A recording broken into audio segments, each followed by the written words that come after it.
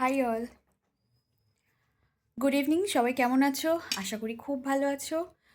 তো আজকে ইভিনিংয়ে আমি একটা স্ন্যাক্স নিয়ে চলে এলাম। আশা করি তোমাদের ভালো লাগবে।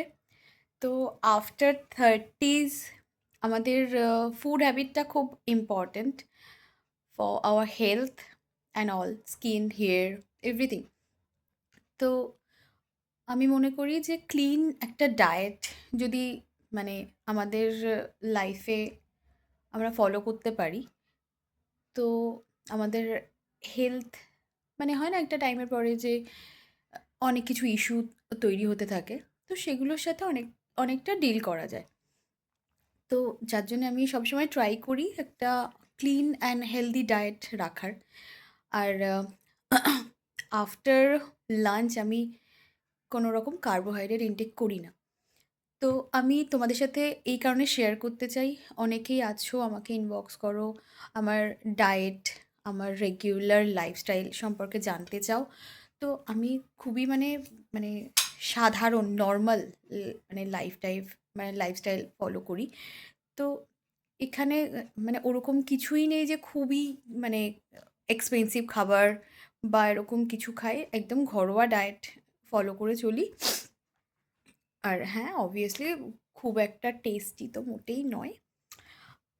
একটু টেস্টের সাথে কম্প্রোমাইজ করতেই হয়। তো আজকে আমি আমার জন্যে ইভনিংয়ে বানিয়েছি দেখো। এখানে আছে গ্রিন মুগ স্প্রাউট বানিয়েছি। ঠিক আছে, ওটাকে বয়েল করেছি। সাথে কিছু আনার নিয়েছি ওপরে ফর ডেকোরেশন অর টেস্ট। আর সাথে নিয়েছি কিছু আহ, তোমার কিশমিশ ব্ল্যাক। এখানে আছে একটা ডাবল ডিমের omelette or poach, what you like. আর এখানে আছে অনেকটা স্যালাড, যা যা তুমি পছন্দ করো স্যালাডে। আমার এখানে ক্যারট আছে, কিউকাম্বার আছে, আহ, টমেটো আছে। ঠিক আছে, তো এগুলো আমি এখন খাবো। তো হোপফুলি আমার আর ডিনারে কিছু লাগবে না, বাট স্টিল যদি আমার মনে হয় খাবো, আমার একটা মিক্স ভেজ বানানো আছে রাতে, আমি ওটাই কিন্তু খাবো। ঠিক আছে, তো তার বেশি আমার আর খিদে পায়ও না। তো আমরা যদি রেগুলার মোটামুটি ৭টার মধ্যে, ৭:৩০টার মধ্যে এরকম ডিনারটা করে নিতে পারি, তো প্রথম কী হয়, আমাদের রেগুলার হ্যাবিটটা রাত ১০টা ১১টার সময় খাওয়া, ডিনার করা। ইমা! ৬টার সময়, ৬:৩০টার সময়, ৭টার সময় কেউ ডিনার করে নাকি? এই কনসেপ্টটা আমাদের মধ্যে বেসিক্যালি ভীষণভাবে কাজ করে। বাট বিশ্বাস করো, হ্যাঁ, ৬:৩০টার সময়, ৭টার সময় এটাই অ্যাকচুয়াল ডিনারের টাইম।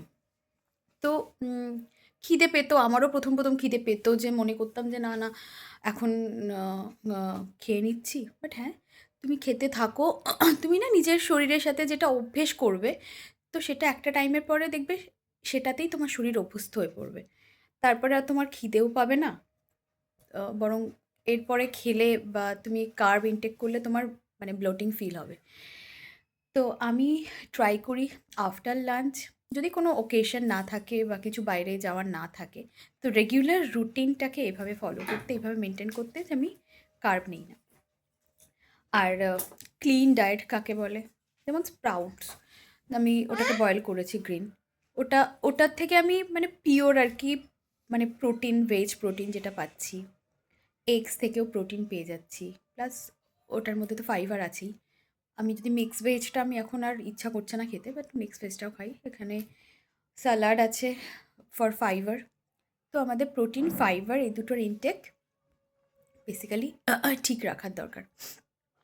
এই দুটোকে ঠিক রাখলে তোমার দুপুরের পরে আর কার্ব নেওয়ার দরকার পড়ে না। কার্ব কি? কার্ব অনেক কিছুতে আছে। রাইস, রুটি। অনেকে মনে করো রাইস খাবো না, আমি তো রুটি খাই। বাট রাইস আর রুটি, ট্রাস্ট মি, সেম। তো আমরা রাইস, রুটি, ডালিয়া, ওটস, এগুলো সবই কিন্তু তোমার কার্বের মধ্যেই পড়ে। তো তোমরা যে যাই খাও, আমি ভাত খাই না, আমি রুটি খাই, আমি ডালিয়া খাই, আমি এটা খাই, কিন্তু আলটিমেটলি সব সমান। তো যদি ছাড়তে হয় ছাড়ো, বেশি করে সবজি খাও, প্রোটিন মাছ খাও, মাংস খাও, ডিম খাও, যা ইচ্ছা। বোঝো জিনিসগুলো কী, কোনটা প্রোটিন, কোনটা শরীরের দরকার, কোনটা কার্ব, কোনটা অ্যাকচুয়ালি ফাইবার। ফাইবার আমাদের গাট হেলথের জন্য খুব ভালো, যে আমাদের কনস্টিপেশন হয় না, মানে ক্লিয়ার একটা গাটস থাকলে তো অনেক তার মানে স্কিন ভালো থাকে বা ওভারঅল হেলথের জন্য খুব ভালো।